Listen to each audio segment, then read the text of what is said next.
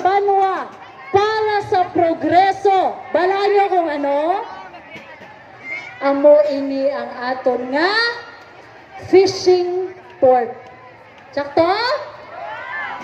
Isa ini kahandumanan sa aton, isa ini nga nagahatag sang dako nga income sa Banwa sang instansya. Amo gani, no, kayuhon naton, butangan naton terminal nga para lang diri sa aton nga mga isda. Butangan naton terminal nga para sa mga turista. Butangan naton terminal para sa iban pagid nga mga isda. Balaan nyo kung ano ang itsura sa estansya? Wala sila kabalo. Ang Banwa sang estansya daw pareho sa Dumaguete. Balaan nyo kung ano ang Dumaguete? Kita nyo si Ann Curtis yung gawa mo sinisa. Ha? Kita nyo na? Ina nga isla sa Siquijor. Tungod ang Dumaguete, ginaagyan pakadto sa Siquijor, ginaagyan pakadto Masbate, ginaagyan pakadto sa mga nami nga tourist destination. Amo man ang istansya. No, sakto? Ginaagyan kita pakadto sa Sikugon, pakadto sa Isla Gigantes, no, pakadto sa kung diin pa man nga nami nga lugar. Amo panamiyon natin ang fishing port paagi sa pag-reclaim, pagpalapad sa aton nga port.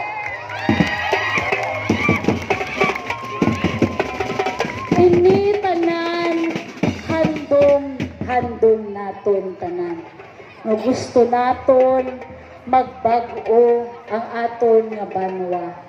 Malain maghambal, no, hindi manami nga maghambal kita diri sa subong sang malain nga tinaga sa iban. Tungod ang election isa lang man kaadlaw. Sakto? Ang aton obrahon, magsunod lang kita sa kausa sa team Paglaom. Madamo gid nga salamat sa inyo nga pagsuporta, no? Subong nga hapon, gintakita nyo gid nga gusto ninyo sa pagbago. Gusto ninyo isa ka leader para sa isa ka matinlo, magtawhay, kamaynoswagan, nga istansya!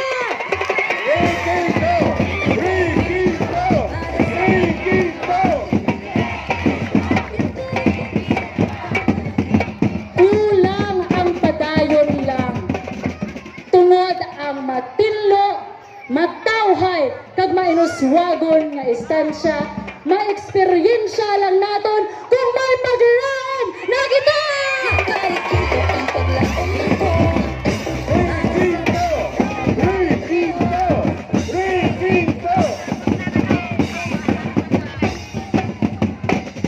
Subong, si Bianca Requinto, numero 2 sa balota, para sa istansya nga bago, para sa istansya nga may direksyon, para sa istansya nga may paglaom.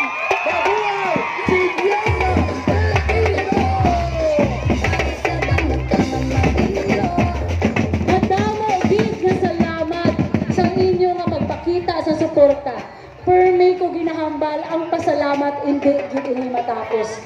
Matungod forever ko na niya madumduman hasta mapatay lang ko. Forever ko na niya madumduman ang inyo na pagsuporta sa amin!